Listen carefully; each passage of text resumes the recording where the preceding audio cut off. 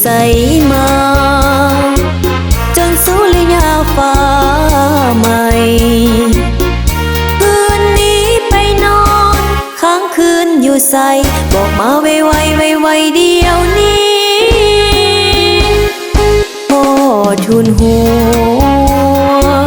ไอ้หลงลืมตัวแล้วนี่ติดไผ่ติดยาสุรานาลีอีกบ่ถึงปีคงติดกันซา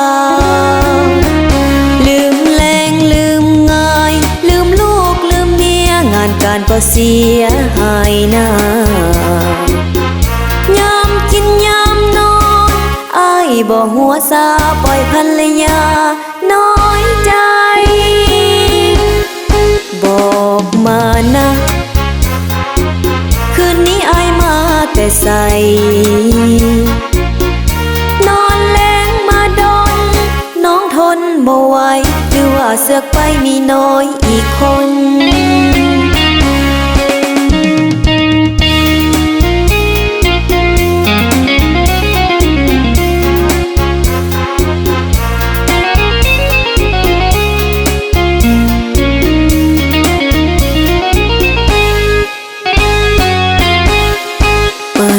ใส่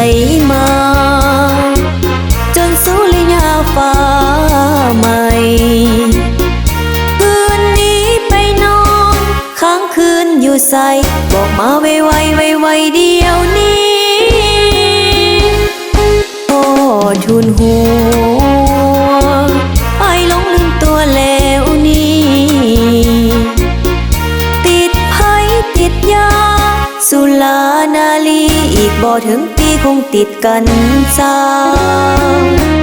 ลืมแรงลืมง่ายลืมลูกลืมเมียงานการก็เสียหายหน้า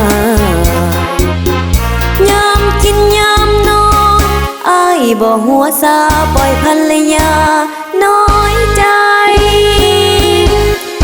บอกมานะคืนนี้อ้ายมาแต่ใส่นอนแรงมาดนน้องทนบ่ไหวหรือว่าเสือกไปมีน้อย